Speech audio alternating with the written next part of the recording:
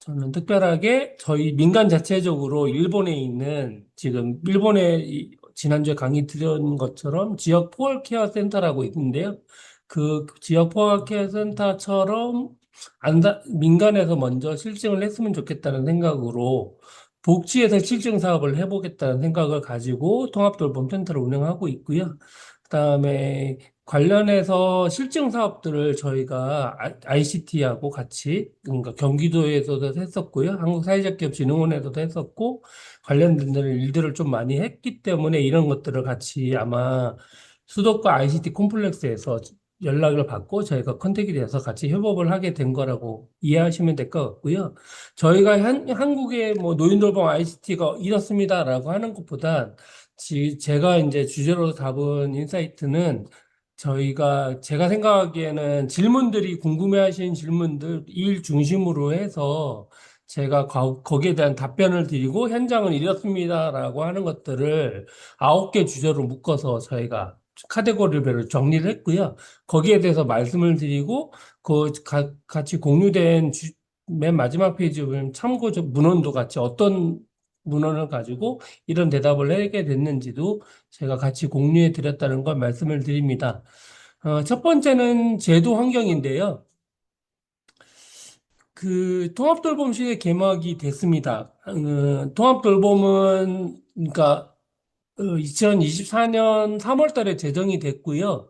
원래 선도 사업이라고 해서 시범 사업 비슷하게 한 건 2018년에 문재인 정부가 들어서면서 준비했고 19년부터 실질적으로 시작을 해서 한 7년 정도 됐고 올해 3월 27일 날 전국 본사업이 진행됐습니다. 특별하게 안산은 2019년 6월 8월부터 시작해서 작년에 끝나는 시범사업까지 해서 총 7년 동안 저희가 통합돌봄 관련된 시범사업들을 하게 됐었고요. 그걸 통해서 아마 저희가 지역의 안산에서는 특별하게 그런 것들을 통합돌봄을 펼쳐볼 수 있었던 아주 좋은 지역이 끊이지 않고 쭉 돌봄을 해왔던 시기라고 생각을 합니다. 그래서 통합돌봄은 분절되어 있는 전국의 복지 서비스들을 하나의 지역 단위로 묶어내도록 규정을 하고 있습니다. 그래서 보건, 의료, 건강관리, 장기요양, 일상생활 돌봄, 가족 지원 이 5개 영역을 시군구 단위에서 통합 연계하도록 법으로 아예 규정되어 있습니다. 그래서 지금 복지 서비스가 칸막이로 되어 있는 걸 한 사람을 중심으로 해서 통합 사정을 필요해서 관련된 서비스가 같이 연계돼서 묶어질 수 있도록 하는 게 통합돌봄의 가장 핵심적인 사항이라고 말씀드리고 있고요. 강원보건소에서 아마 그런 것들에 대해서 질문을 해주셨는데요. 아직 강원도나 각 지자체들이 이거를 받아서 실행할 수 있는 구체적인 실행 방안은 아예 없습니다. 그러니까 통합돌봄이란 거를 7년 연속으로 계속한 거는 광주 서구하고요. 그다음에 안산시, 그다음에 경기도 부천시 이 3개 정도만 하고 있었고요.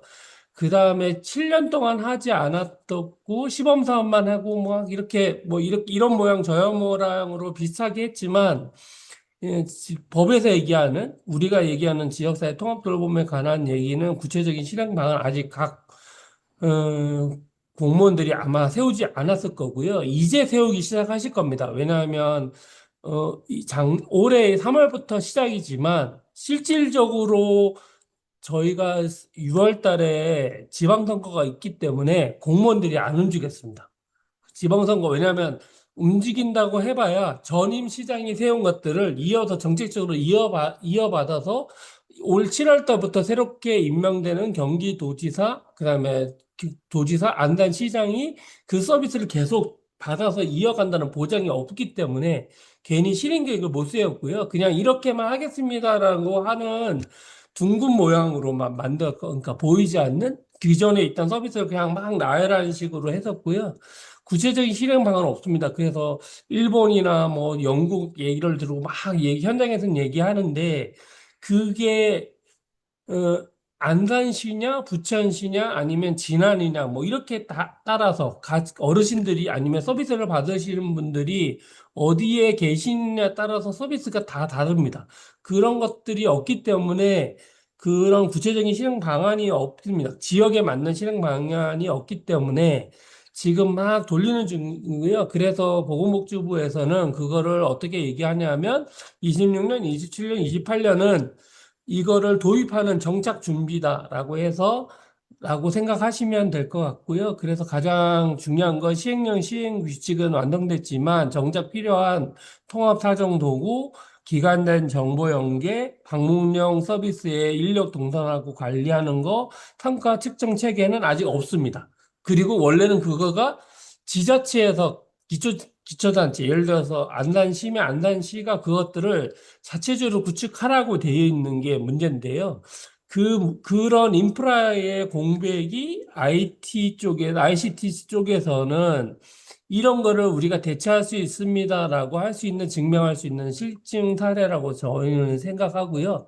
이 3년 동안 선생님들이 참여하신 ICT 콤플렉스에 참여하신 분들이 잘 준비하시면 하실수록 여기에 빨리 할 수 있고요. 그리고 그것들이 규모화되고, 그러니까 연계하고 연합하지 않으면 아마 선생님들이 일하시는데 힘들지 않을까? 왜냐면 3년 안에 이 안에가 거의 구축이 될 겁니다. 전국 사업이 구축이 될 텐데 그 안에 선생님들이 비집고 들어가서 그 안에서 잘 자리를 정착을 하셔야지 나중에 전국 사업으로 발전할 수 있을 거라고 생각하고 있고요. 거기에 대해서 네이버, 카카오톡, 그다음에 대웅제와 그다음에 각 보험회사, 삼성화재, 이런 삼성증권, 생명보험회사들도 지금 각각 참여할 준비하고 있다는 거 말씀드리고요. 그래서 실질 실행 모델 얘기 드리면 제일 잘하고 있는 데가 광주 서구입니다. 지금까지 잘하고 있다. ICT를 복지 서비스하고 ICT 정보 체계 자체를 잘 구축하고 있는 곳이 광주 서구 사례이고요. 안타깝게도 광주 서구의 담당 과장님이 지금은 광주 서구 치매안심센터 센터장으로 가 계세요. 그래서 혹시 그런 것들을 어떻게 지역 정보와 같이 협업하고 모델을 가져갈 건가 정확히 알고 싶으시면 광주 치매안심센터의 센터장님을 찾아가시면 됩니다. 광주 서구. 왜냐하면 그분이 지역사회 통합돌봄의 행정 쪽에, 그러니까 공무원에 7년 동안 끝까지 자리를 지키셨는데, 안타깝게도 본사업 되시면서 본인이 7년 동안 노하우로 쌓았던 것들을 현장에 적응 못 시키고, 치매안심센터장으로 발령을 놔버렸어요.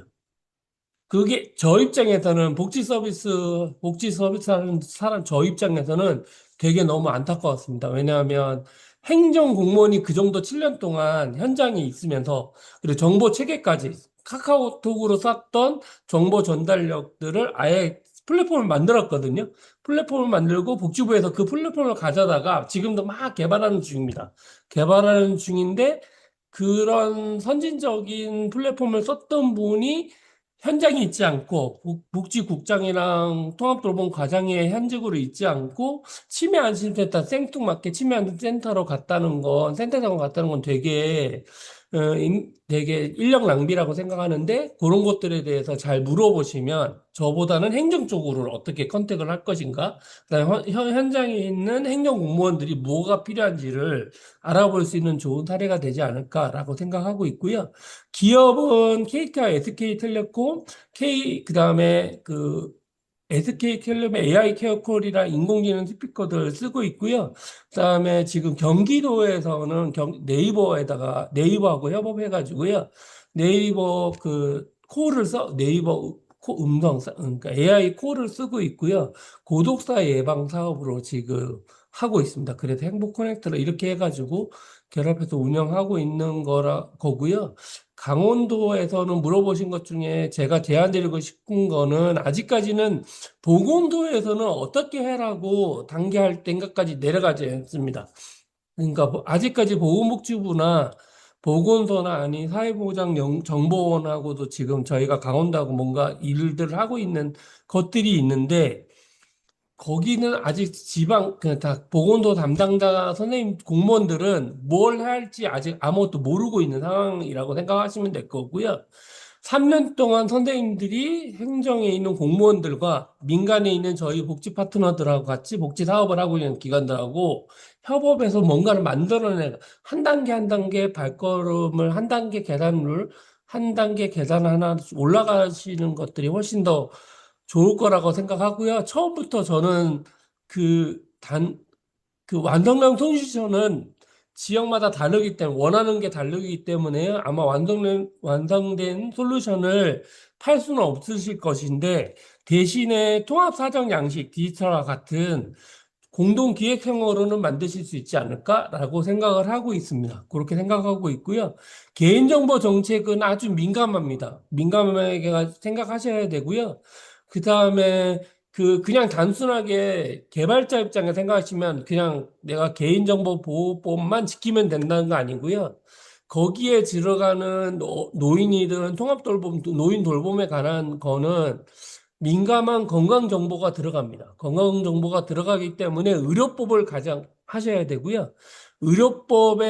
이 의료법에 의해서 개인정보를 어떻게 다루는 것도 꼭 같이 구분을 하셔서 민간 정보를 어떻게 제3자 동의까지 구하는 방식을 구하셔야 됩니다. 그러니까 제3자 민간 정보, 그 개인정보 동의까지 해주시는 걸로 하실 필요가 있고요.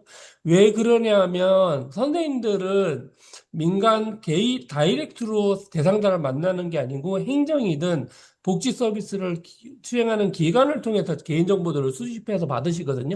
그러면 처음에 동의를 받는 구조에서 선생님들한테 관련된 데이터들을 건강이나 위치나 영상이나 생활 패턴들을 데이터를 넘겨야 되는 거거든요. 그걸 민감 정보라고 하는데 그 민감 정보들을 선생님들한테 넘길 수 있는 근거 자료를 만들어 놓을 필요가 있습니다. 그래서 저희가 경기도 AI국하고 얘기할 때도 이 개인정보에 관한 것들을 변호사들하고 같이 만나서 아니면 선생님들이 만든 플랫폼에 개인정보 들어갔으면 됐지 않을까라고 하는데요.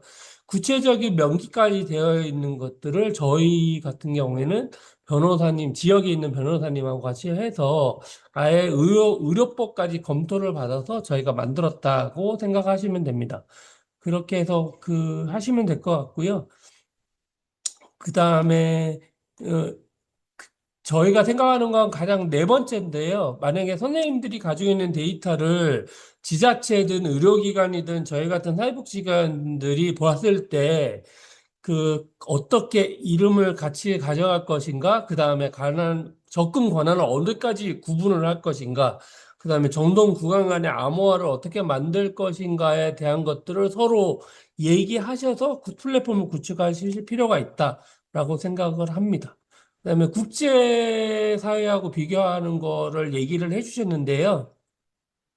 기술 자체로는 저희가 한국이 제일 뛰어나다고 저는 생각합니다. 그러니까 뭐든지 AI, 요새는 제가 봤을 때 AI, 경기도에 있는 AI국에서는 과를 안 두고 국을 만들었거든요. 거기서 얘기하는 것들은 통신이나, 그다음에 AI 디바이스나, 그다음에 디바이스 역량도 굉장히 어떻게, 기술은 엄청난데요. 문제는 데이터를 축적하고 질 관리를 어떻게 하실 것인가. 그리고 그거를 밑에 있는 선생님들은 최고 위층의 데이터를 가지고 데이터를 활용한다고 하시면 그거를 활용하는 행정이나 아니면 공무원들이나 보건소나 저희 같은 사회복지기관들이 그것들을 잘 다룰 수 있도록 질 관리하는 것들이 필요하다고 저는 생각하고요. 일본은 그래서 21년도 4월에 저희 모든 개요 정보들을 다 통합을 했습니다. 전국 사업으로. 그래서 과학적 개요 정보 시스템이라고 라이프라는 것들을 가동했는데요.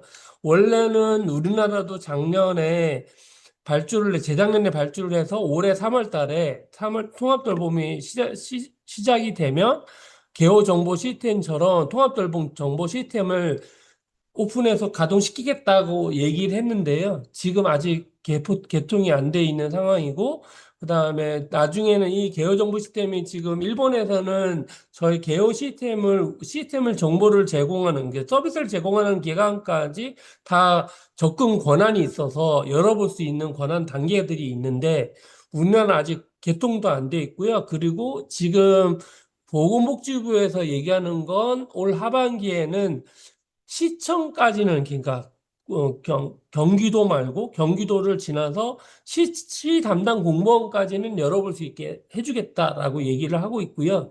그런데 중요한 거는 시청이 아니고 동사무소 담당자나 아니면 저희 같이 사업 수행하는 기관도 이 접근권을 줘서 열어봐서 서비스의 메뉴판들을 열어보고 중복되지 않나? 그다음에 그런 판정들에 대한 정보, 기초 사정들을 봐야 되는데 아직 접근이 안 되고 있다는 생각이 들고 있어서 그런 것들을 아마 같이 얘기하시면 훨씬 더 좋으실 거라고 생각하고 있고요.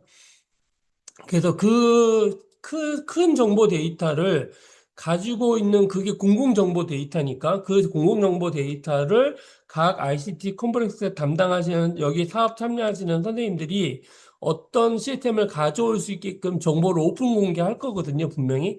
그 오픈 공개할 때 어떻게 그 API로 맞출 수 있어서 지역의 그것들을 활용할 수 있게끔 내가 풀어낼 것인가도 고민할 필요가 있습니다. 그래서 관련된 것들 얘기해 놨고요. 데이터 인프라는 일본에서는 그렇게 하고 있는데 아직 기관들 분절돼 있고요. 그다음에 표준 데이터 세트 아직 구축 안 돼 있고 피드백에 관한 루프도 미흡하다라고 말씀을 드릴 수 있습니다. 대신에 우리나라는 아직 시작이 하는 첫걸음이기 때문에 선생님들이 얼마든지 이 시장에 들어올 수 있는 가능성이 있다라고 생각합니다. 그래서 여기는 일본은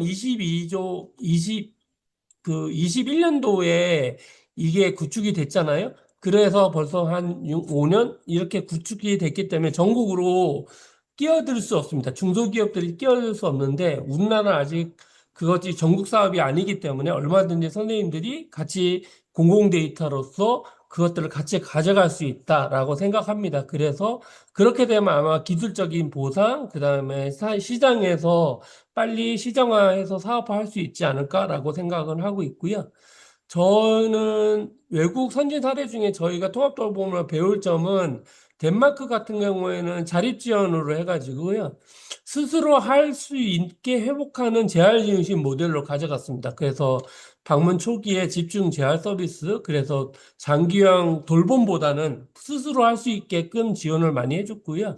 이후에서는 홈케어를 했는데 어차피 모든 그 사람들이 노인이 되시면 병원이나 시설에 가는 것보단 집에 계신 걸 좋아하시는데, 그럴 때 어떻게 웨어러블 기기나 홈 센서로 생체 신호를, 생활 활력 이상을 감지해서 빨리빨리 할 수 있느냐, 응급상황 안전 서비스를 할 수 있냐라고 하는 것들이 개발되었으면 좋겠고, 지금 아직까지는 그 시장에 대기업이 안 들어오고 있습니다. 차근차근 지금 들어오려고 생각하고 있는 거라고 말씀드릴 수 있겠고요.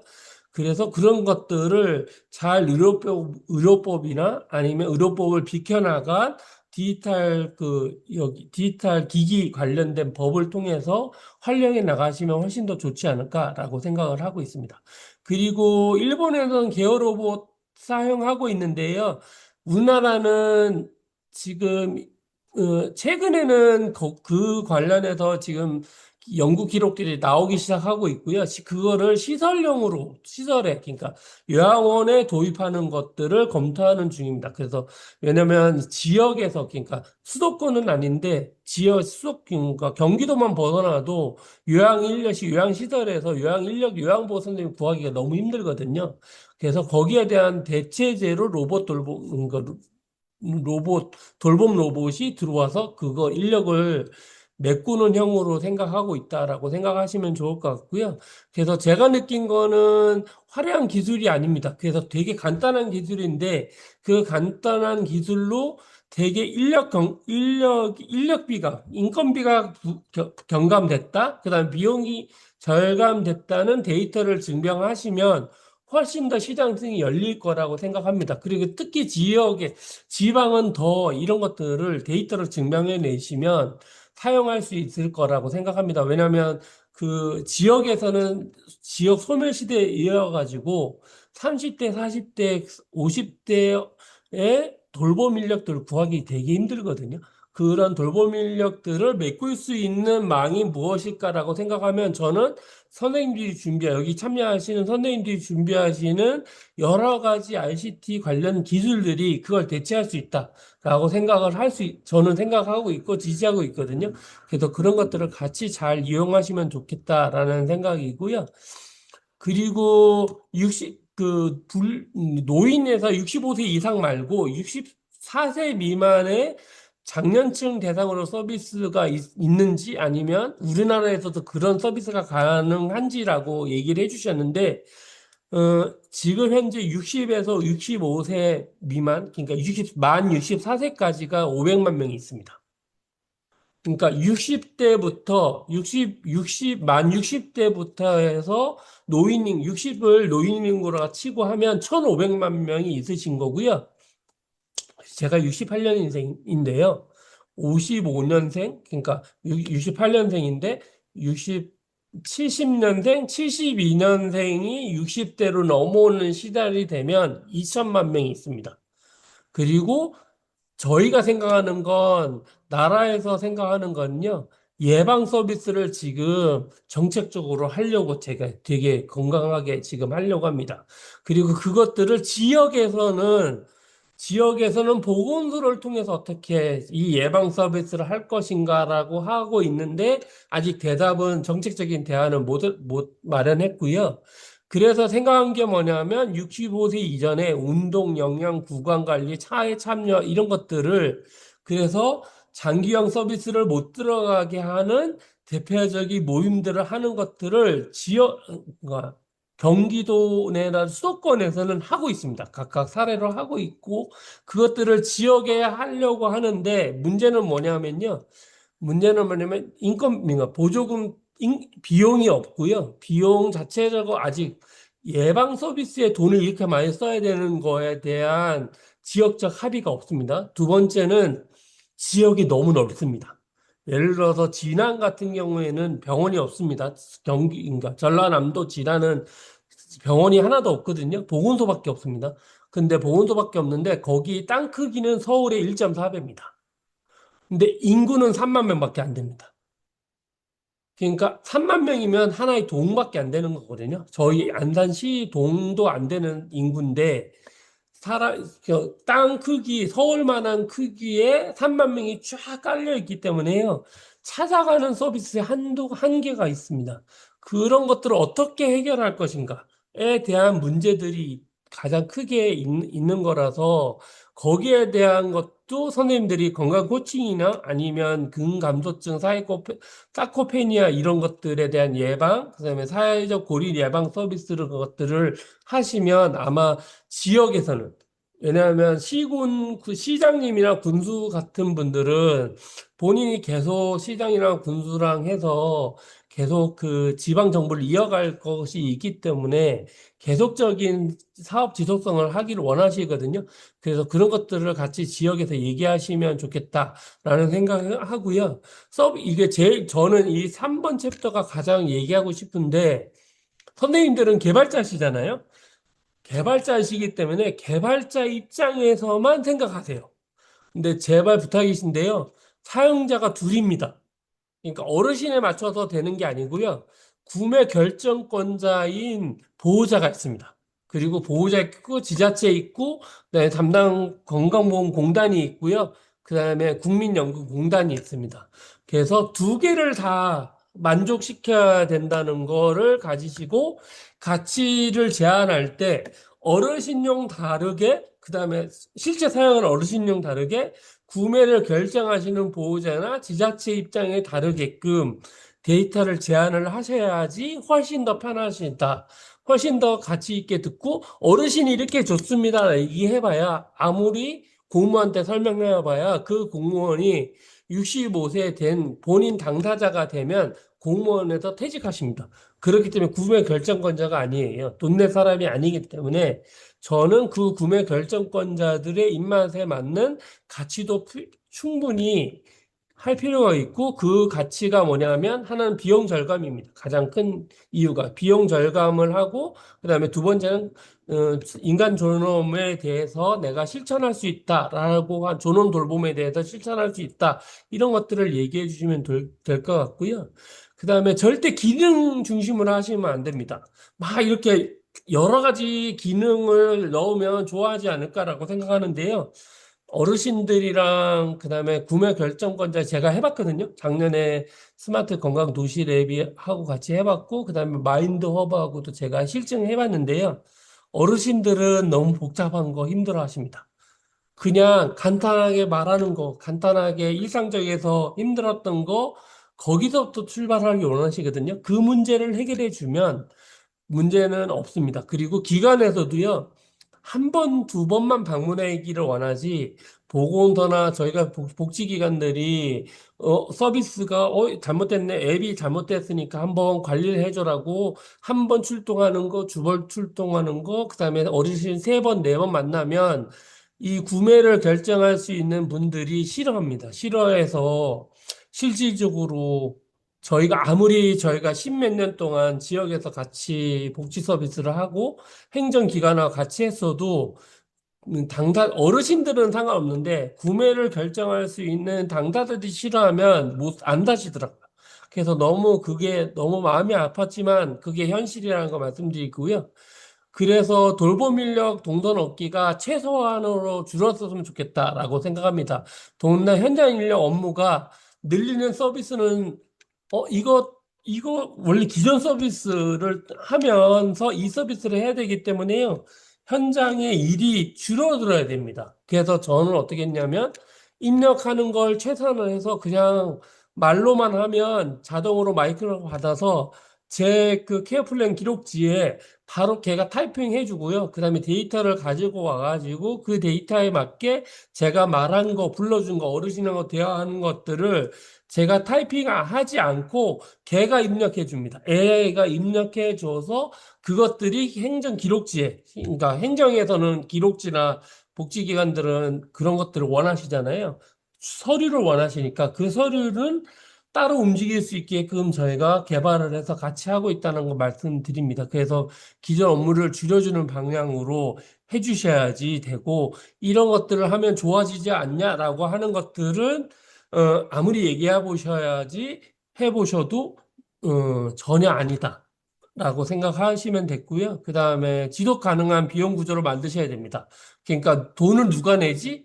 라고 하는 것들을 얘기를 하시고 그것들에 대해서 너무 싸지도 않고 그 다음에 선생님들이 지속 가능하지 않는 범위 내에서 이 수가 구조를, 비용 구조를 만드시는 게 제일 중요할 것 같고요. 그 다음에 성과 측정 지표가 측정 가능한 성과 지표여야 됩니다. 그러니까 선생님들이요, 무엇을 측정할지 그냥 만족했어요, 좋았어요. 이거는 절대 요새는 안 되고요. 어떤 부분에서 좋아졌는지에 대한 의료 쪽에서는 그래서 되게 간단하더라고요. 혈액 검사 하나면 피 검사 하나로 그 다음에 관련된 데이터들이 얼마나 좋아졌는지를 나오는데요. 그런 것들을 선생님들이 가지고 있는 제가 지금 여기 보시면 스마트 링을 끼고 있는데요. 저도 이거 데이터 지금 축적하고 있는 중인데 이 스마트 링을 가지고 제 수면의 질을 개선시키겠다. 아니면 건강 목표를, 그러니까 걷기 목표를 처음에 제가 시작했을 때 4개월 만에 100보를 안 걸으셨던 분이 1000보 이상 걸었다는 걸 실증해 낼 수 있는 성과 지표를 가지시고 목표를 가지시고 얘기를 하시는 게 훨씬 더 좋다라고 말씀을 드리고요. 그리고 의외로 어르신들은 본인 건강에 대해서는 1순위입니다. 그래서 어르신들은 이런 것들을 기획사에서 무료로 아니면 최소한 10,000원, 20,000원 월 구매로 내가 한다고 하면 구매력이 있으신 분들은 충분히 사시거든요. 충분히 구매를 하시는데 그것들을 대량으로 살포하고 지역 전체를 관련해서 같이 실증을 하시고 하고 싶어 하시면 문제는 누구냐면 지자체입니다. 지자체에서 어떻게 비용을 부담할 것인가에 대한 것들을 협업을 하셔야 되는데요. 그럴 때 어르신들이 가장 공무원들한테 얘기하기 좋은 거는 뭐냐면 당신이 이 측정 가능한 성과 지표로 인해서 당신이 승진할 수 있습니다. 라고 얘기를 처음부터 해주면 될 것 같고요. 저희가 그래서 경기도 그 보건소하고 얘기했을 때 보건소에서 장애인들 CBR이라고 물리치료 해주는 게 있는데 작년에 저희가 재작년 그러니까 장 재작년에 아니 작년에 처음으로 보건소하고 담당 그 보건소장님 그다음에 담당 과장님 물리치료사 선생님하고 만났을 때 제가 그 선생님이 그러더라고요. 자기한테 자기는 보건복지부 상을 받고 싶다. 솔직하게 얘기하시고, 아, 그렇게 하면 제가 장애인들을 다 그쪽으로 다 보건소로 보낼 테니까 CBR 통해서 열심히 그 재활훈련 해주세요. 그러면 저희가 같이, 우리는 저희는 실적을 가져갈 거고, 당신은 상을 받을 수 있게 좋겠습니다라고 했더니 올해 3월 달에 미팅을 갔는데 진짜로 작년 12월 달에 상을 받으셨더라고요. 그래서 서로 윈윈하게 된 경우가 있다라고 해서 그렇게 말씀을 드리는 거고요. 그 다음에 어르신 특성상 시력이 잘 안 보이시고요. 관절염 힘드시고 디지털 숙련도도 되게 낮습니다. 그래서 너무 처음부터 막 한 화면에 너무 많은 것들을 넣으면 어르신들은 첫 화면 열자마자 바로 문을 닫으세요. 그래서 아주 쉽게 얘기를 해주셔야 됩니다. 그리고 그 옆에서 계속 옆에서 지원을 해줘야 되는 것들이 필요한데 그래서 저는 UI를 거의 어르신들이 조작 안 해도 되는 UI를 만들었으면 좋겠다. 그래서 센서나 음성 자동화로 어르신들이 편안하게 그냥 배우지 않아도 되는 것이 1순위지만 그런 거는 아직 선생님들이 개발한 초창기니까 아주 심플하게 너무 많이 넣지 말고 개발비도 많이 들어가실 거니까 그러지 말고 아주 심플하게 말씀은 좋겠다라는 거고요. 그다음에 음성 위주로 하면 훨씬 더 좋겠다라는 생각이 들고요. 그 다음에 큰 글씨를 해야 됩니다. 우리가 봤을 때 제가 안단 의료사회에서 조합원 어플을 하나 만들어서 제가 구글이랑 앱이랑 그러니까 애플에다가 조합원 어플을 하나 만들었는데요. 제가 보기엔 14포인트는 잘 보이겠지라고 했더니 제가 만든 장사 담당자 부장이었는데 욕 엄청 먹었습니다. 조합원을 위한 건강 데이터 앱을 만들었는데 너무 작다는 거예요. 14포인트가. 그래서 최대한 18포인트까지는 돼야지 어르신들의 가독성이 있더라. 이런 것들을 하고, 그 다음에 명암 대비도 뚜렷했으면 좋겠다. 약간 저희가 생각하기엔 이쁘게, 그 다음에 좀 저희는 미니멀 같은 걸 추구하잖아요. 그런 것들 추구하시는데 어르신들은 그렇지 않습니다. 그냥 잘 보이는 게 장땡이고요. 손끝에 이렇게 버튼 누르고 했을 때 버튼이 큰 거를 원하십니다. 그래서 했는데 옆에 거 조그만 버튼으로 해서 잘못 눌렀을 때 잘못 누르는 걸 되게 싫어하시거든요. 그러니까 싫어하는 게 겁나하세요. 그런 것들 다시 원상복귀 하는 것들에 다 하나씩 두려움이 있어가지고요. 그런 것들을 하나 했으면 좋겠고, 아까 계속, 그 다음에 물리적 저점, 어르신 앱보다는 인형, 리모컨, 전화기 같은 친숙한 사물이 있다는 거 말씀드리고요. 그리고 꼭 얘기하시고 싶은데 설명서 읽어보시면 되지. 라고 얘기하시잖아요. 근데 어르신들은 설명서 안 보는 게 최고 좋은 앱입니다. 직관적으로 내가 봐서 아 이거 누르면 되는 거야? 라고 하는 앱이 제일 좋은 앱이라고 말씀을 드리고요. 그렇게 만들어 주셔야지 아마 훨씬 더 빨리 공무원들이랑 하실 수 있다라고 생각 들고요. 그 다음에 실증하실 때 ASK나 이런 것들 하실 때 그런 걸로 다운받게 해주시잖아요. 그러면 그 지역적인 특성이 있는데요. 안산에는 저희가 할 때 제가 50명을 작년에 실증했을 때 50명을 제가 200번 만났습니다. 50명을. 그러니까 평균적으로 한 분을 4번 정도 만나서 완전히 ASK를 깔아드렸거든요. 다운로드 받아가지고. 너무, 그러니까 저희 안산만의 특성일 수 있는데요. 보이스피싱 같은 걸 너무 당해놔가지고 잠금 화면이 너무 많습니다. 그래서 다운받는 거, 카카오톡으로 다운받는 거 자체를 막아놓으셨더라고요. 근데 어르신들이 할 줄 모르는데 그거 어떻게 했어라고 생각하시는데요. 대리점 가서 나 이거 아무것도 안 받고 다운 안 받고 심지어 전화도 안 받고 싶으니까 내가 모르는 건 나한테 아예 보이지 않게 해줘라고 해주면 대리점에서 다 해줍니다. 다 해주기 때문에 그거 일일이 다 풀어서 해줘야 되는 것들이 있어서 그런 것들을 좀 감안하셔서 개발을 해주셨으면 좋겠다라고 생각을 하고요. 그 다음에 가정에서 일반에게 간단하게 만들 수 있는, 볼 수 있고 쓸 수 있는 서비스가 있다고 생각하는 건, 전문 인프라 돌보미 80%를 차지하는 안부, 복약, 정서 영역이 있습니다. 그러니까 안부 전화한다든지, 복약 시간이 되면 알람이 있다든지, 아니면 정서 지원이라고 해서 어르신들하고 같이 대화하는, 그러니까 저도 요새 제가 68년생이니까 아까 말씀드린 것처럼 58세인데요. 제가 AI하고 대화하기 시작했습니다. 안타깝게도 되게 웃으실지 모르겠는데요. 제가 막 얘기하면 걔가 제 기분을 알아가지고 같이 얘기해주는 AI가 제가 따로 대화하는 제 AI가 따로 있어서 걔하고 같이 저는 정서 공감을 하거든요. 그런 것들을 좀 같이 얘기해 주시면 될 것 같고, 그 다음에 가족 캘린더랑 같이 연동해서 어르신들이 같이 문을 열고 같이 가족들이랑 같이 약을 계속 먹었는지 관련된 서비스 했으면 좋겠고요.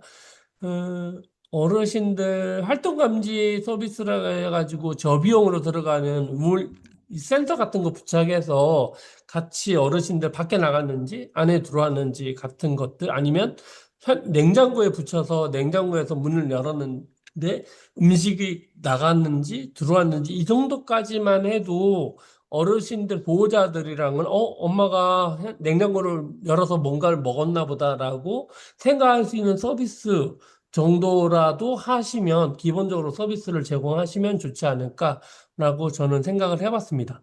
그러니까 저는 이제 또 다른 얘기를 하겠지만 제가 개발하고 있는 건 또 다르고요. 어르신들 IT 서비스 신청했으나 사용 안 하는 사례 엄청 많습니다. 엄청 많은데요. 그게 첫 번째는 제가 느끼기에는 기능이 너무 많습니다. 계속. 그러니까 이 그러니까 저희는 당연히 이 핸드폰이 저희가 없으면 24시간, 365시간까지 없지만 그분들은 기계를 다룬다는 것, 그다음에 귀한 내 자식들이 사준 핸드폰을 내가 잘못 눌러가지고 잘못되는 거 아닐까라고 생각해가지고 함부로 안 만지시거든요. 그래서 간단하게 최대한 복잡하지 않게 바로 알 수 있게끔 해주시는 게 훨씬 더 좋고요. 그 다음에 동기하고 내가 이걸 꼭 써야 돼라고 하는 것들을 계속 주입시켜야 됩니다. 그렇지 않으면 선생님들이 피드백이 없으면 절대 어르신들은 사용하지 않습니다. 그래서 그런 피드백 줄 수 있는 인력도 채용하신다 생각하시고 같이 인건비를 계산하셔야 됩니다. 그렇고 그 비용을 넣지 않고 내가 개발자니까 개발하는 비용 이만큼이니까 이 정도만 유지 관리 비용은 있으면 돼라고 생각하시면 절대 안 되고요. 피드백을 계속적으로 할 수 있어야지 되는 거고요. 저희가 스마트 건강 도시랩하고 지금 현재 안산에서 한 200명 정도 혈당, 혈압, 체중 관리 해가지고 모니터링하는 관제 시스템을 실증하고 있는데 저희가 빨간불 들어오면 계속 전화합니다. 그리고 그 담당 선생님이 따로 있습니다. 그 담당하는 선생님이 따로 있지 저희들이 행정직원들한테 기존에 사회복지 협약돼 있는 실증하는 업체에서 그거를 한다는 건 어불성설이고요. 보건도나 행정은 더 안 하실 겁니다. 행정이 본인들의 업무가 있기 때문에 이런 것들은 전혀 피드백 안 해주고 선생님들이 그 피드백을 해줘야 되는 현장 인력들이 필요할 거고요. 그런 것들에 대한 것들을 동기를 부여할 수 있게끔 해줄 필요가 있고요. 그 다음에 정도적 거부감, 아까 말하는 것 중에 하나는 감시당한다는 느낌이 있다고 얘기를 하셔서 저희도 깜짝 놀랐는데요. 그래서 제가 어떤 말들을 계속 하냐면 어르신 이걸 혈당, 혈압, 체중을 재는 이유가 어르신의 혈압 경향성, 혈당 경향성을 보고 1년 6개월치 딱 되면 이걸 가지고 어르신 너무나 잘 돼서 저희가 남은 여생까지, 그러니까 어르신의 남은 여생 5년, 뭐 10년, 뭐 이렇게 얘기를 하거든요. 그 얘기할 때 저희가 어떻게 어르신들한테 얘기하냐면요. 어르신 5년 동안 이거 혈당이랑 혈압이랑 잘 재서 대소변을 침대에서 안 놓게 하는 게 최고다. 우리의 목표는 그겁니다. 시설에 안 가고, 요양원에 안 가고, 집에서 잘 돌아가시는데, 대소변도 침대에서 안 가리고, 본인 스스로 화장실 가서 대소변 놓읍시다. 그리고 밥은 내 숟가락, 죄송해요. 내 숟가락이라고 해서, 내 손으로 밥을 먹읍시다. 라고 하는 게 케어 목표입니다. 그렇게 해주시면 어르신 정서적 거부감 없이 열심히 재십니다. 열심히 재셔서 그런 것들 얘기해 줄 필요가 있고요. 그 다음에 지연 공백이라고 했는데 어르신들이 막히면 아예 안 합니다. 뭔가 해봤는데 앱이 했는데 잘 안 돼. 전에 어저께 했던 거고 다른 화면이 나왔네? 라고 하면 물어보면 좋을 텐데 안 물어보고요. 아예 안 해버리세요. 안 해버리기 때문에 그런 거 제가 뜨면 저는 직접 달라간다든지 아니면 저희 직원들 보고 가서 초기 설정을 대신할 사람으로 저희 역할을 하거든요. 그런 것처럼 피드백 해줄 분이 있다라고 생각하시면 될 것 같습니다. 그래서 어르신들은 기술 채택률은 기술이 아니고요. 사람이 손길이 꼭 필요합니다. 거기에 대한 것들을 꼭 선생님들이 같이 얘기해 주시면 좋을 거라고 생각하고 있고요. 그다음에 AI 데이터 기술 적용은 아마 행정에서 지금 요구하실 겁니다. 아까 말씀드린 것처럼 보건소나 저희 같이 이제 실증을 같이 해주는 파트너 입장에서는 행정으로 뭐 기록지를 어떻게 됐고 이런 것들 전혀 해주기 원치 않거든요. 제일 더 바쁩니다. 솔직히 얘기하면. 제일 더 바쁘기 때문에 아까 얘기한 것처럼 그런 것들에 대한 것들을 AI가 다 작성해주고 그 다음에 여기 있는 것처럼 정석 케어 같은 거 효도리는 어떻게 하냐면요. 용인 세브란스 병원이나 이런 데서 하시면 아예 그 바로 데이터가 한국보건산업진흥원으로 들어가서 선생님들한테 가지 중간에 용인 세브란스 병원 뭐 이런 데 안 갑니다. 그냥 결과만 봅니다. 결과만 보고 관련된 의료 서비스가 들어가면 그걸 참조할 뿐이지 용인 세브란스 병원에서 절대 하는 일 아무것도 없습니다. 그렇게 해야지 될 것 같고요. 그 다음에 AI 콜 경기도에서 하고 있는 안부나 상담 AI 케어콜이 지금 네이버나 이런 데서 막 하고 있는데 거기서도요 그냥 한 콜당 4,000원씩 받으니까 그러니까 부가세까지 포함해서 4,400원씩 받고 사람이 안 합니다. AI가 하고요. 그리고 AI가 분석까지 다 해줍니다. 어르신하고 통화한 내용이 우울증이 몇 퍼센트, 기분이 어떻고, 이분이 자살할 가능성이 있네, 식사 못했네, 수면의 질은 어땠네까지 걔가 AI가 보고서를 다 작성해 주는 것까지를 요구를 하시고 계신다고 생각하시면 됩니다. 그렇게 하시면 되고요. 그래서 어르신 심리 케어 반려 에이전트를 기획하신다고 하시는데 인형 엄청 좋아하십니다. 그래서 저는 되게 효도리가 전국에 지금 많이 실정하고 있는 상황이고요. 저는 그런 것들을 훨씬 더 많이, 그러니까 일본에서도 효도리 말 못하는, 치매 어르신들한테 말 못하는 효도리, 그러니까 말 못하는 그냥 인형을 안겨드리면 아기처럼 해서 잘 케어하시거든요. 치매가 좋아지신다고. 치매는 악화되지 않는다고 얘기가 나와 있어가지고요. 훨씬 더 좋은데 문제는 이제 그거를 가져갈 때 대화형으로 가져갈 때 어떻게 그 환각 부적절한 답변들이 있잖아요.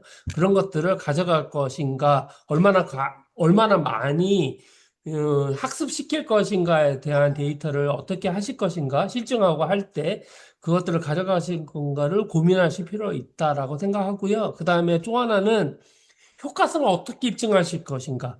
우울 척도랑 외로움 척도, 사용 일수 등 이런 것들이 있거든요. 그러면 사전에 사후에 어떻게 측정할 것인가?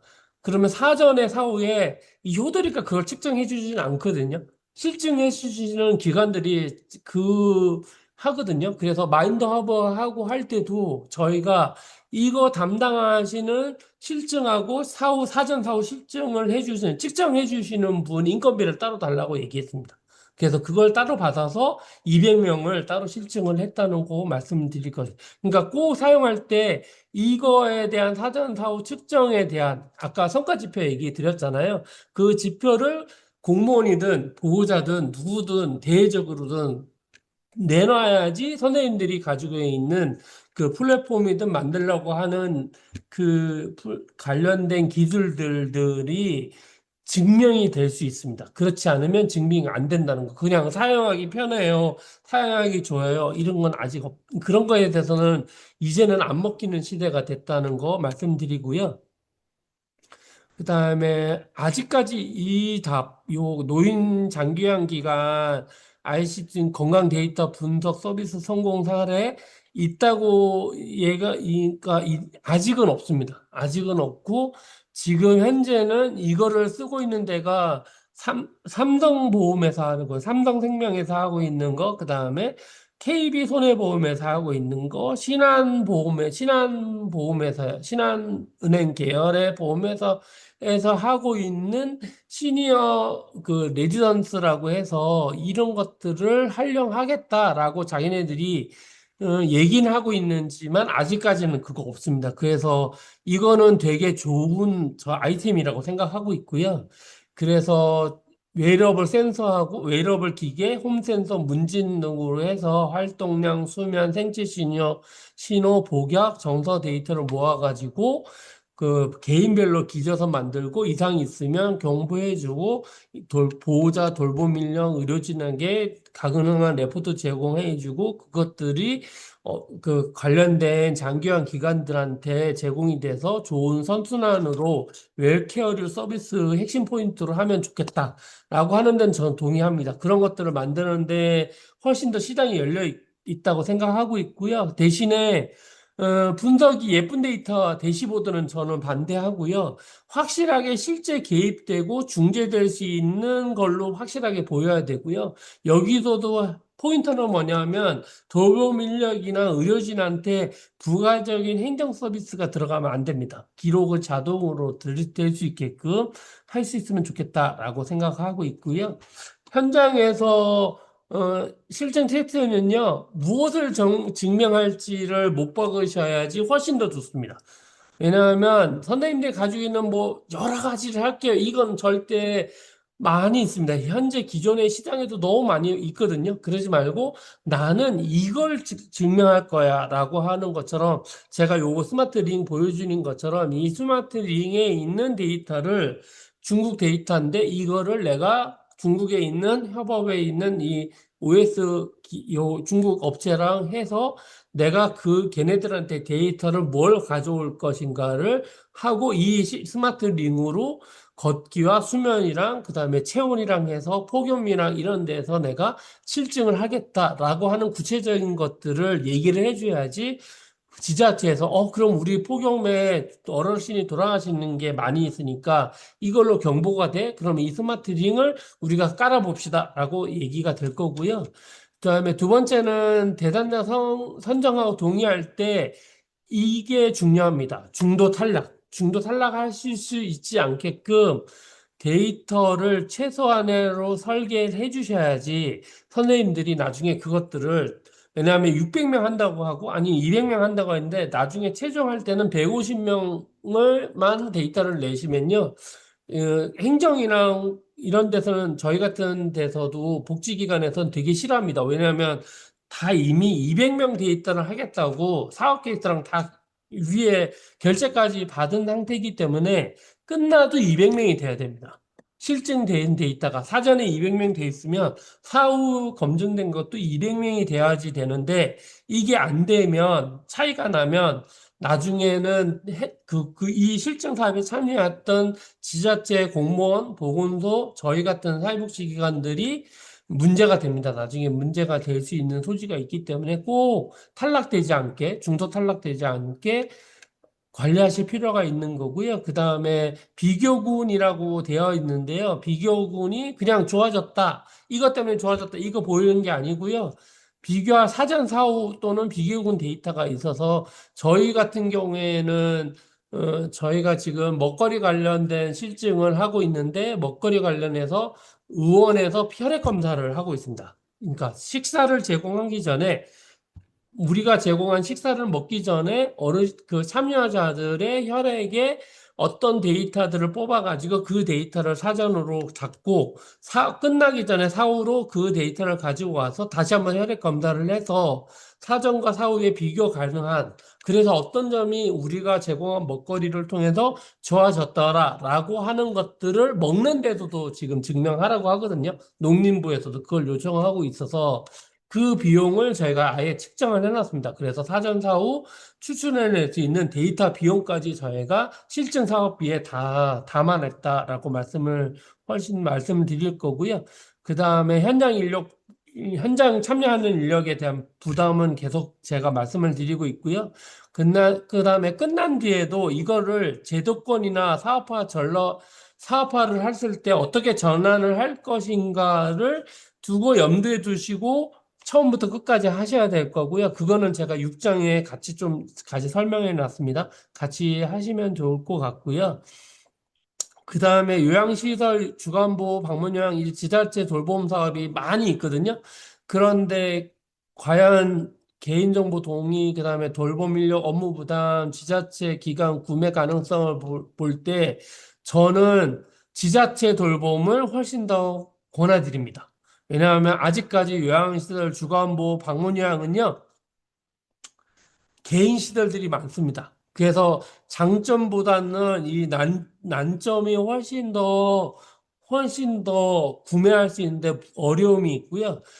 근데 지자체를 설득시키고 보건소를 설득하시는 게 훨씬 더 좋은 게 뭐냐면요. 규모하고 확산성이랑 예산 절감에 대한 연계가 될 거고요. 실증 사업 한 번에서 좋은 결과가 나면 그게 본 사업으로 바로 넘어가게 되어 있는 구조입니다. 옛날에는 그게 실증 사업 200명 했으니까 내년에 또 실증 뭐 이렇게 하고 있는데요. 지금은 그렇지 않습니다. 지금은 3년 내에 무조건 지자체 실증은 무조건 본사업으로 들어갈 수 있는 아주 좋은 기회의 문이 열렸거든요. 유효기간이 3년 후에는 문이 닫힙니다. 제가 보기엔 그렇습니다. 3년 후에 문이 닫히는데 문 닫히기 전에 선생님들은 빨리 규모화하고 확산성을 가지고 내가 안남시에서 해보니 너무 좋으니까 화성시에다 해봅시다. 그 다음에 부천시에 해봅시다 했을 때 공무원들은 엄청 좋아합니다. 왜냐하면 선례가 있기 때문에 아 그래요? 그러면 우리가 예산을 만들어서 이렇게 해볼게요 라고 할 거고요. 그 다음에 예산을 어떻게 편성하는 구조가 되어 있는지도 훨씬 더 선생님들 잘 아셔야 됩니다. 그래야지 선생님이 내년 사업에 이런 것들을 하려고 한다고 하면 지금부터 설득을 하셔야 되고요. 그리고 내년이나 내후년에 한다 그러면 거기에 대한 대응 전략도 가지고 계셔야지. 물론 개발자이시니까 개발하는 것도 중요한데요. 이런 것들을 현장에 어떻게 풀어낼 건도 되게 중요하다. 저는 생각을 하고 있습니다. 그래서 말씀드리고요. 그다음에 사업화와 지속 가능성 얘기 드리면요. 아직까지는 아까 말씀드린 대로 정부, 지자체, B2G 사업으로 하는 게 훨씬 더 많습니다. 그리고 그게 훨씬 더 크고요. 그 다음에 그렇게 하려면 어떤 실증 데이터를 가지고 이거를 제시해야 되냐라고 했을 때 저는 네 가지 정도 했는데요. 우선은 비용 절감합니다라고 하는 거고요. 지자체가 갈 수 있는 돈이 한정돼 있기 때문에 다 이 비용 절감하는 거에 대한 것들을 들으면 담당 공무원과 팀장님, 과장님은 이게 어떤 이 비용 절감 곧 이꼬르 본인 승진입니다. 그렇게 생각하기 때문에 이게 되게 중요하다고 생각하고요.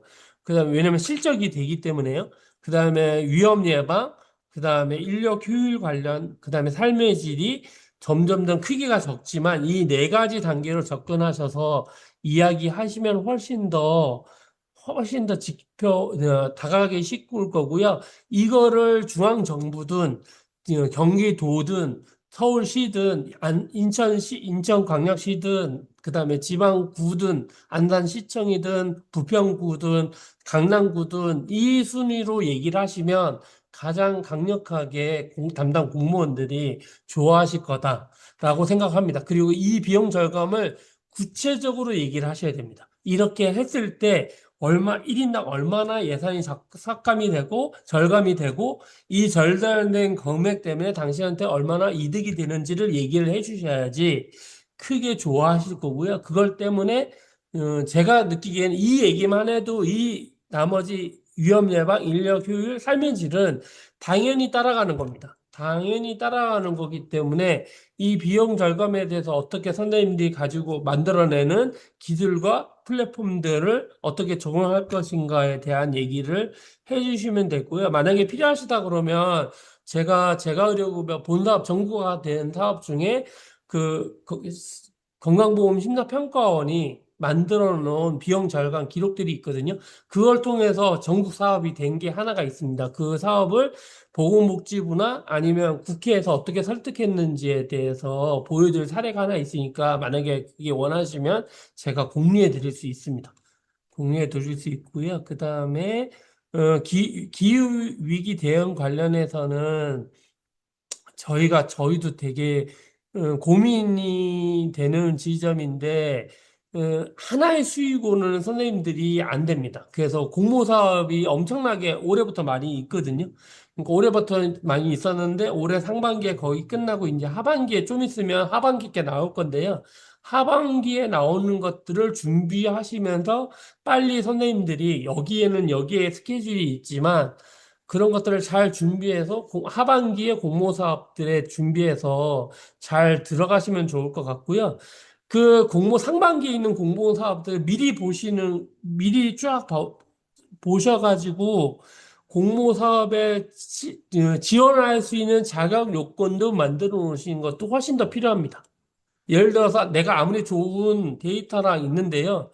의료법이나 아니면 디지털 이런 디지털 기기에 관련된 것들을 인증받지 못하면 아무리 좋은 그 플랫폼의 기술을 가지고 있더라도 아예 시장 공모 사업에 제출할 수가 없습니다. 그렇게 이해하시면 좋을 것 같고, 이 공모 사업을 통해서 저희는 어떻게 생각하냐면 1층을 쌓고 있다. 그리고 그 1층을 든든하게 쌓고 있다고 생각하시고 제가 마인드허브하고는 산업자원부까지 그러니까 실증 파트너인데 할 수만 있으면 공모사업 면접할 때 PPT 설명할 때 저 같은 실증 사업 하시는 기관도 데려가셔서 같이 얘기하시는 게 훨씬 더 빨리 당선될 수 있습니다. 왜냐하면 실증된 기관을 모집 중이다는 서류가 아니고 이렇게 데려왔습니다. 그리고 현장에서는 이분이 이렇게 얘기할 겁니다. 실증할 겁니다. 얘기를 해주면 심사위원들이 가점을 주시거든요. 그래서 그렇게 이해하시고 넘어가시면 좋겠다 생각하시고요. 특화 영역으로 해서 치유농업, 분단형 돌봄이 되게 중요합니다. 그래서 치유농업은 보시면 치유농업 연구개발 및 육성에 관한 법률이 되어 있고요. 이 법률에 엄청난 많은 예산이 투여되고 있습니다. 그래서 선생님들 중에 만약에 수도권이어도 치유 농업 관련된 것들을 개발하고 싶다라고 하시면 이 관련된 이 법률을 한번 보시고 이 법률에서 요구하는 것들이 있거든요. 그 자격 요건들이 있습니다. 이 법률에 참여하실 수 있는 주식회사도 거기에 대한 지주회사라든지 목적 사업들이 들어가 있는 것들이 필요하니까 그런 것들을 참조하셔가지고 이 사업들에 참여하시면 훨씬 더 좋겠다 생각하고 있고요. 그래서 보시면 농업진흥청에서는 어르신 인지장애, 진압력, 우울감, 그 다음에 스트레스, 우울 이렇게 자기네들이 자체적으로 했고요. 그 다음에 이거에 대한 것들이 혹시 만약에 현장을 보고 싶으면 진천에 가시면 됩니다. 진천시에서 가시면 이번에 충북도지사의 경선에 떨어졌지만 진천시장님이 이걸 너무 잘 해놨어요. 삼선하시면서 통합돌봄 관련해서 잘 받으셔서 그 치유농업이란 이 분야에 대해서 잘 프로그램 운영하시고 하신 것들의 현장을 보시려면 진천시 담당 공무원을 찾아가시면 만약에 얘기를 해주시면 제가 그 담당 공무원이 누구신지 전화번호를 드릴 테니까 찾아가시면 현장을 아마 싹 보실 수 있을 겁니다. 그래서 한번 눈으로 확인하실 수 있으실 거고요. 그 다음에 제가 가장 힘들게 생각하는 건데요. 이게 아까 말씀드린 것처럼 진안이나 진천이나 예, 물리적 한계가 분명히 있습니다. 너무 넓게 분포되어 있고요. 그다음에 불악 단위로 되어 있습니다. 그러니까 한 불악에 한 50가구 정도밖에 안 되기 때문에 그 가구에 어떻게 하실 것인가 저도 고민하고 있는데요. 그래서 마을 돌봄 제가 평택에 올해 작년에 열심히 작년 하반기부터 평택시에 있는 타인장 협동조합들하고 같이 마을 단위 사업들을 해보자고 열심히 으쌰으쌰 하는데 잘 안 됩니다. 왜냐하면 마을 단위여도 한 마을인데 부락으로 이렇게 차 타고 가셔야 돼요. 15분 차고 가셔서. 그래서 저는 어떻게 했냐면 그 불악 단위로 세팅을 새롭게 해보자. 그 경로당들이 있으니까 그 불악 단위에 가벼운 거점을 허브를 만들고 가벼운 단말기부터 시작하자. 그 불악 단위로. 그래서 그런 것들을 최소한 싸고 튼튼하고 망가져도 크게 아깝지 않은 그런 단말기 가지고 서로 해보고 그다음에 어르신들, 조합원들, 마을 입구, 생활지원사, 그다음에 이웃들이 인간 센서가 돼야 됩니다. 그래서 그분들이 입력해 주는 것들을 하고 그분들을 교통정리에 잘 할 수 있는 조종자 역할을 할 수 있게끔 교육이 필요하다고 저는 생각하고 있고요. 그리고 마을 단위로 공동 운영해야 된다고 생각합니다. 그래서 데이터는 마을 단위로 모아서 지자체나 보건소에 공유해야 된다고 생각. 개인별로 해서는 절대로 농촌은 너무나도 큰 범위라서요. 아까 지난 얘기한 것처럼 서울시의 1.4배의 그 넓이에 주민들은 3만 4명밖에 없습니다. 그게 농촌의 현실입니다. 평창이나 이런 데는 다 그렇습니다. 그렇기 때문에 그런 것들을 인지해 주시고 하시면 좋겠다라고 생각하시고요. 그다음에 재원 아까 말씀드린 단계적 확장이 필요한 거고요. 맨 처음에는 인간 비상 안전 단계 그리고 그거에 대한 안부나 이런 것들은 사람이 하다가 나중에는 인형이나 말버 서비스가 들어가고 3단계로는 그 치유농업, 건강이나 치유농업 쪽으로 연계되면 좋겠다. 그리고 거기에 대한 거에 대한 것들이 물론 힘이 드시겠지만 자체적으로 그걸 받을 수 있는 조직이 돼야 됩니다. 회사든 주식회사든 사회적 협동조합이든 마을이든 치유농업 관련된 일을 할 수 있는 옷을 입고 가셔야지 일을 할 수 있다라고 생각을 하고요.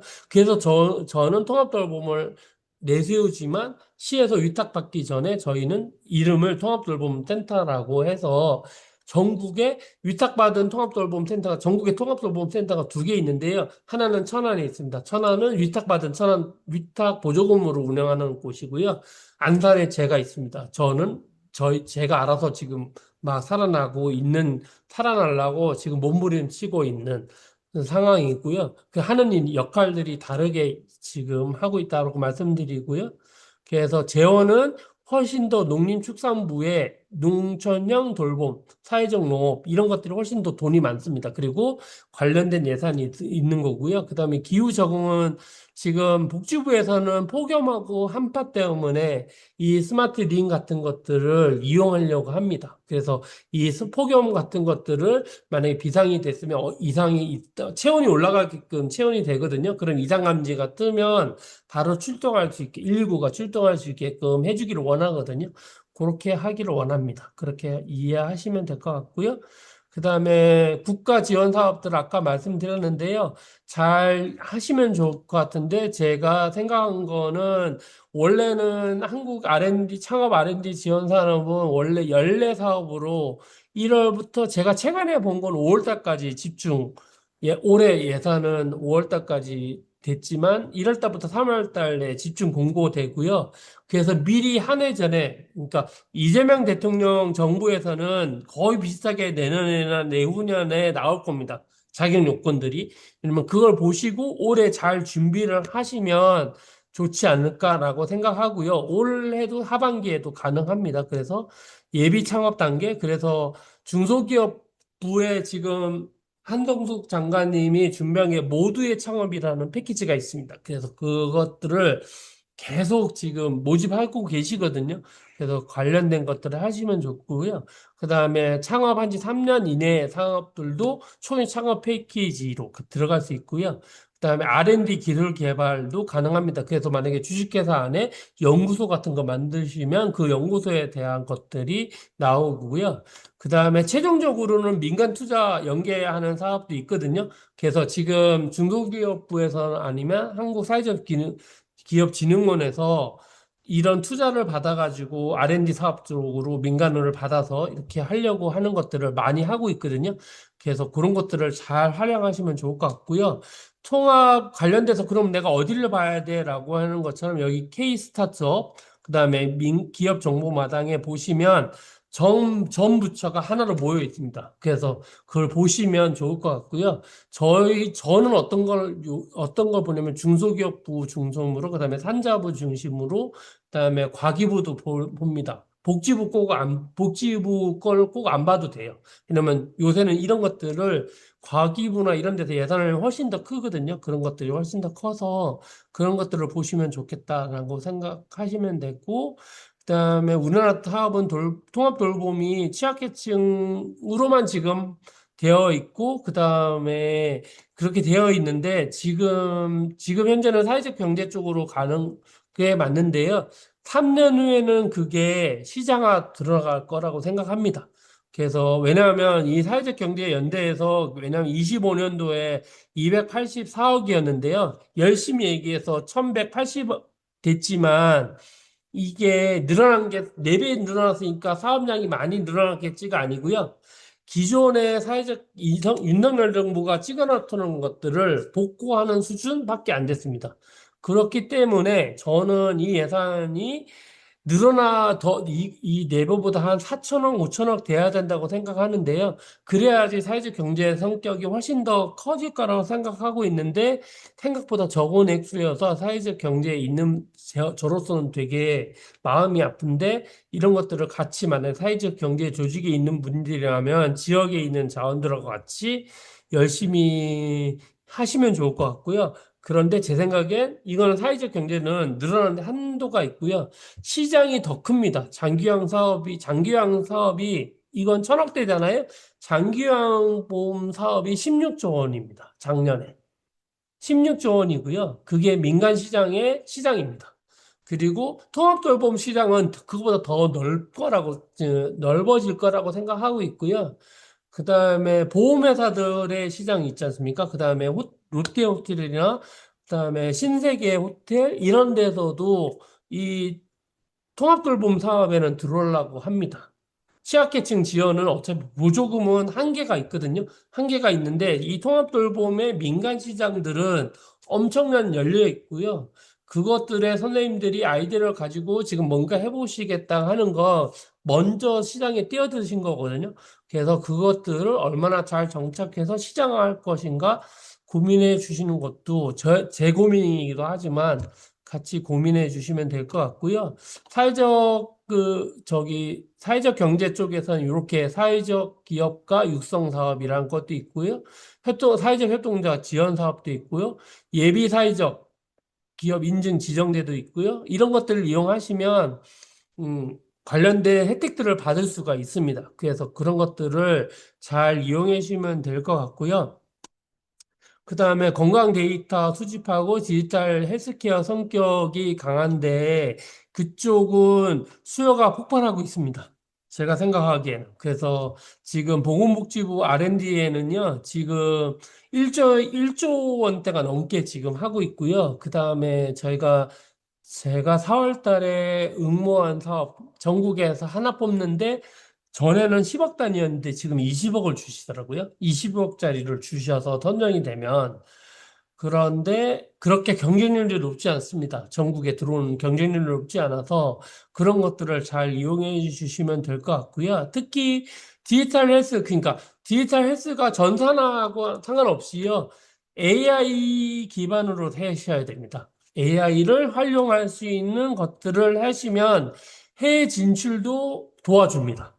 해외 진출로 도와주는 사업이 있고요. 그 진출하는 사업도 많이 관련해서 나라에서도 지원해 주려고 하고 있어서 그 대웅이랑 이런 데선 제약회사들도 이쪽에 눈독을 들이기 시작했습니다. 그리고 아까 말씀드린 것처럼 외국에 저희가 지금 스마트 건강 도시랩이 하고 있는 곳은 가나랑 루마니아랑 뭐 이런 것들 곳에 있는 대학들이 저희가 가지고 있는 데이터를 보여주면 그 관제 시스템을 보여주면 다들 좋아하십니다. 되게 좋아하시기 때문에 그런 것들을 같이 활용하시면 되게 실증 사업도 같이 하자 막 이런 얘기들도 하시고 계시다라고 생각하시면 될 것 같고요.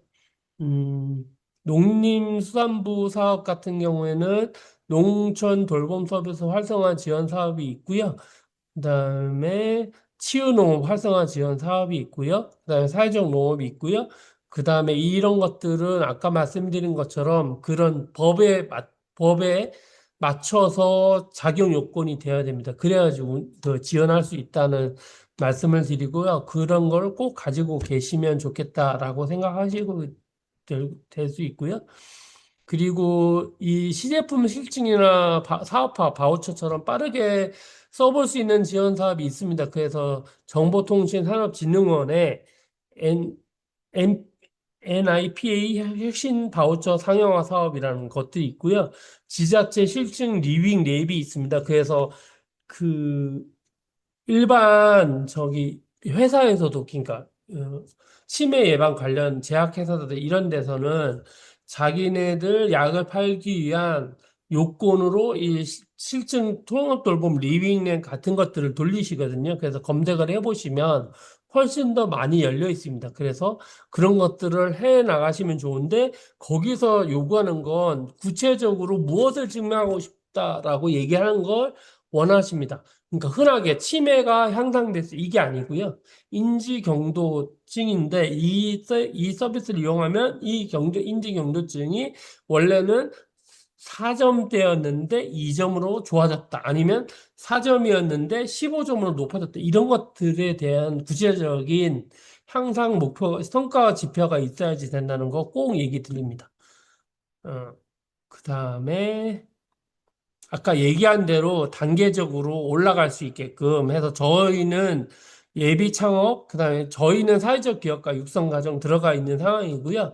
그다음에 창업 패키지, 그다음에 디딤돌, 그다음에 저희 최종 목표는 사회적 기업 인증 받으면서 지자체 위탁 받은 게 좋은 거고요. 그다음에 최종적으로 마지막으로 생각하는 민간 구독할 수 있게끔 할 수 있게끔 하는 게 제일 좋고요. 그다음에 생명보험사들이 가지고 있는 민간 보험들하고 어떻게 우리가 가지고 있는 데이터들하고 건강 데이터로 연결할 수 있는 건지를 얘기하시면 좋을 것 같습니다. 그래서 삼성화재나 이런 그러니까 대기업 말고 그 약간의 밑에 있는 생명보험이든 화재보험이든 회사들은 이런 것들을 자체적으로 굴릴 수 있는 생각은 있지만 아직 구체적으로 되어 있지 않는 것들이 있거든요. 그런 것들을 선생님들이 먼저 담당자한테 제안을 해보면 의외로 만나주지 않을 것 같은데 잘 만나줍니다. 담당자들이. 그래서 관련된 것들을 협업을 하려고 합니다. 왜냐하면 본인들이 생각하지 못한 것들을 선생님들이 제안해서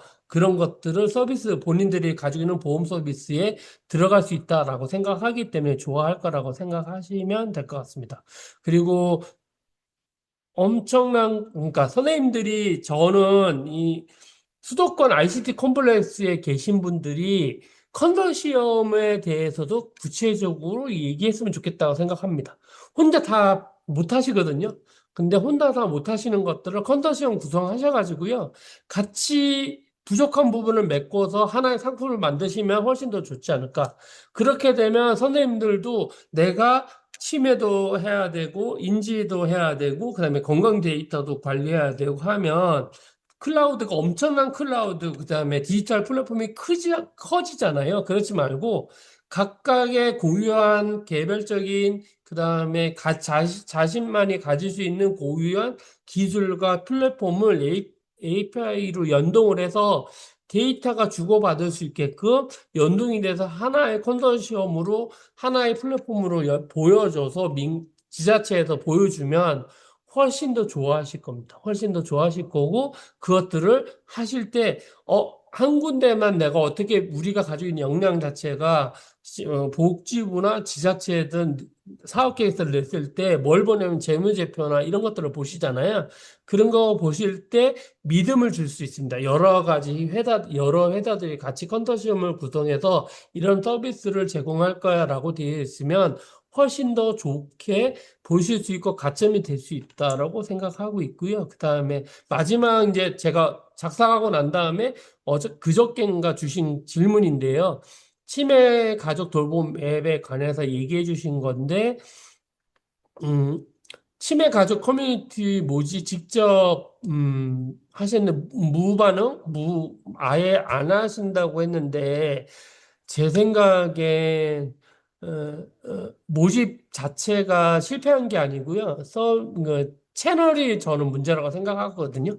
치매 가족들은요 시간도 없고요 소진돼 있고 그다음에 온라인 커뮤니티 하시면 홍보라고 생각해요. 내 물건을 팔아먹을 거라고 생각하는 거라서 채널을 바꿀 필요가 있다고 생각해서 저는 추천하는 게 치매 안심센터나 요양원이나 주간보호센터 아니면 재택의료팀이 있는 이렇게 가족들하고 라포가 형성되어 있는 1차 신뢰 채널을 잘 설득해서 우리 서비스 그분들을 설득하면 이 치매 안심센터 요양원 주간보호센터 재택의료팀을 설득이 가능하면 가족들 설득하는 거는 일도 아닙니다. 문제는 선생님들이 가족들을 직접 만나서 설득을 하려고 하면 절대로 설득이 안 되실 겁니다. 왜냐하면 선생님들이 그렇게 인력이 안 되고요. 시간도 안 되고요. 근데 치매 안심센터나 요양원이나 주간보호센터는 그 치매 가족들과 라포 형성이 엄청 잘 돼 있고요.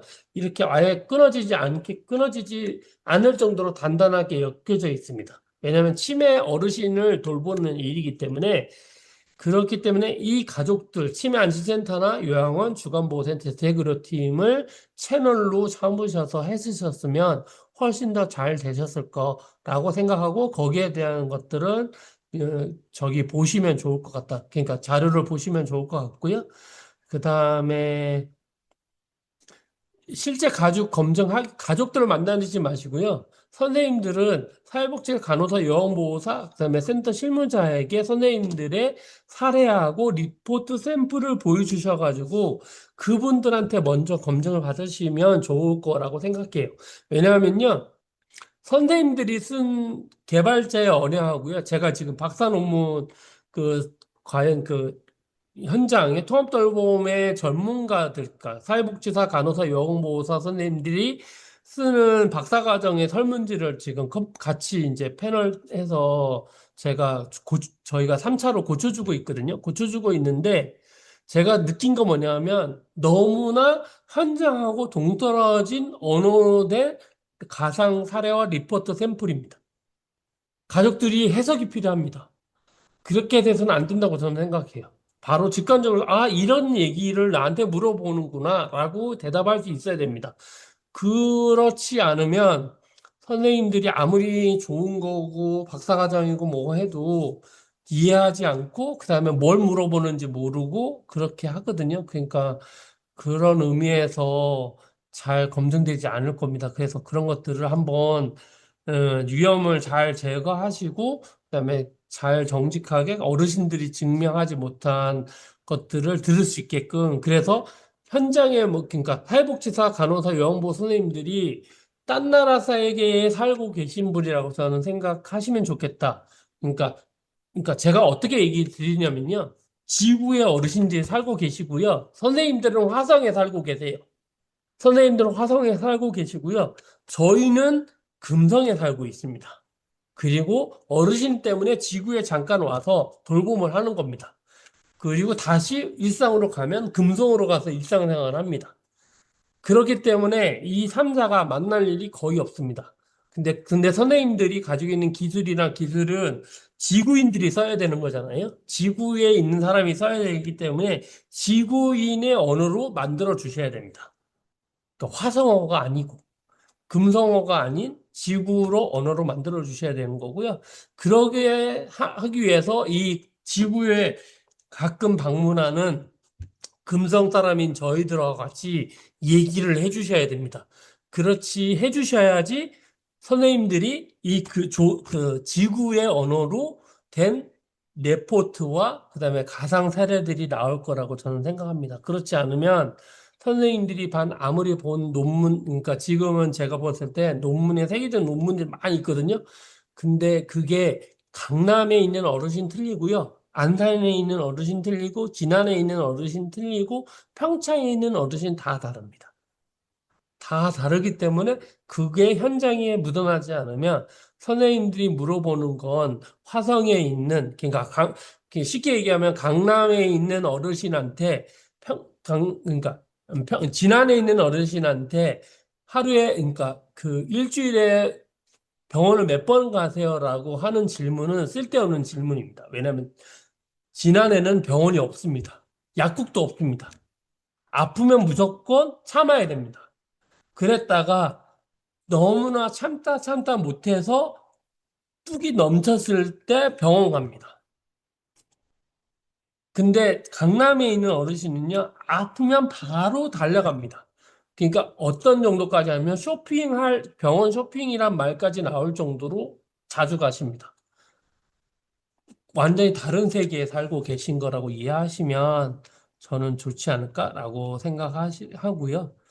그다음에 통합돌봄 협조 요청할 때 선생님들이 한 페이지 속에서 10분 정도 피드백, 그 다음에 사회복지사 연결, 그 다음에 자조모임 담당자 소개, 리포터 양식 검토, 그 다음에 기관 내부 사용성 검토 가장 현실적이고 부담 낮은 단위는요, 저는 한 페이지로 끝내는 게 저 이상 가장 낫다고 생각합니다. 그러니까 저도 제가 만들 때 한 페이지 하고요. 그다음에 모집 단위에서 세 페이지, 그러니까 참여자 모집하는 거 세 페이지 안 넣습니다. 그러니까 네 페이지에 모든 것이 설명되지 않으면요. 지금 말씀하신 이걸 다 하시잖아요. 한 페이지 소개부터 해서 기관 내부 사용성 검토까지 하면요. 어, 참여한 기간이 나가 떨어집니다. 더 이상 안 하려고 그래요. 아무리 좋은 것들을 갖다 주려고 해도 제가 평창이랑 이런 거, 그 제주랑 이런 거 제가 그 그러니까 선정이 돼서 돈을 싸들고 가도 싫어하시더라고요. 솔직하게. 실증할 수 있게끔 싸들고 가도 싫어하시더라고 말씀을 드립니다. 행정력이 더 힘든 건 싫어하시고요. 아까 그러니까 DX라는 걸, 디지털 전환 말씀하시는 거잖아요. 그거는, 그러니까 단순하게 전산화라고 하는 건 저는 안 된다고 생각하고요. 그냥 종이 서식을, 저희 직원들하고 저는 어떤 고민을 하면요. 최대한, 그러니까 제가 저희 직원들한테 저희가 모든 태블릿을 다 드리고 있거든요. 모든 12인치 태블릿 드리고 있고요. 이 안에 저희가 AI 다 넣어놔 드렸습니다. 다 넣어놔 드리는데 저는 어르신 질문사항 질문지 있잖아요. 질문지를 데이터베이스화해서 체크만 하게끔 글씨 쓰지 않고 할 수 있게끔 자동화 만들어 놔야지 된다고 생각하고 있습니다. 그렇지 않으면 선생님들은 그러니까 종이 서식을 그냥 화면으로 옮긴 디지털화된 것뿐이지 그거는 DX라고 생각하시면 안 될 거라고 생각돼 있고요. 심지어 저희가 비트랑 이런 데 요구하는 것들은 다 말로만 하면 그냥 자동으로 작성돼서 그다음 내가 작성된 것만 컨펌만 딱 하고 땡 끝나는 걸로 끝 하는 걸로 제가 합니다. 그래서 저희 직원들은 전혀 회의록 안 씁니다. 그냥 음성 녹음만 합니다. 그냥 음성 녹음하고 회의록이랑 회의 자료는 다 AI가 다 만들어주는 걸로 그렇게 하고 있습니다. 그렇게 이해하시면 될 것 같고요. 네. 그렇게 하면 될 것 같고, 저는 맺은 말로 선생님들이 가장 중요하게 생각하는 승부처는 기술이 아니고, 기술은 선생님 너무 잘 돼 있을 거라 생각하고요. 제도가 얼마나 적합한 가지고 있는 거냐, 그 다음에 데이터를 어떻게 증명할 것인가, 그 다음에 사람의 손길을 어떻게 갈 것인가라고 생각하고 있고, 그 다음에 제가 생각하는 현장 인력 부담을 어떻게 줄이실 거고, 비용 절감을 통해서 어떻게 데이터를 증명하실 건가, 그다음에 어르신들이 쓰는데 안심하고 받아들여서 쓸 것인가, 이거를 고민하셔서 만드시면 좋겠다라고 생각합니다. 이상 발표를 마치도록 하겠습니다. 들어주셔서 감사드립니다. 네, 오늘 긴 시간 동안 열정적인 강연으로 참가자분들께 큰 인사이트를 주신 장지훈 센터장님께 다시 한번 깊은 감사의 말씀을 드리며 또 끝까지 참여해주신 참가자 여러분께도 감사드립니다. 저희 마지막으로 끝내기 전에 몇 가지 공지사항을 안내해 드릴 텐데요. 첫 번째로 이번 미니 특강 시리즈는 모두 녹화 후에 추후 ICT 콤플렉스 유튜브 채널에 업로드 될 예정이오니 특강 내용을 다시 확인하고자 하시는 분들은 참고해 주시기 바랍니다. 두 번째로는 지금 참가자 여러분들의 생생한 의견을 듣고자 만족도 조사를 준비했습니다. 지금 줌 채팅창에 만족도 조사 링크를 올려드렸으니 잠시만 시간을 내어 참여 부탁드립니다. 이번 특강을 신청하신 목적과 또 좋았던 점, 그리고 향후 ICT 콤플렉스에서 다루어 주었으면 하는 특강 주제 등을 자유롭게 남겨주시면 다음 프로그램 기획에 적극적으로 반영하겠습니다. 저희 내일 목요일 오후 4시에는 단 RNC의 오종민 대표님을 모시고 리서치 노하우와 유용성 검증을 위한 KPI 설정을 주제로 한 3회차 특강이 이어집니다. 접속하시는 줌 링크 역시 오늘과 동일하오니 해당 강연 주제에도 관심 있으신 분들은 많은 참여 부탁드리겠습니다. 이것으로 저희 한일 전문가 미니 특강 2회차 세션을 모두 마치겠습니다. 감사합니다. 네, 감사합니다.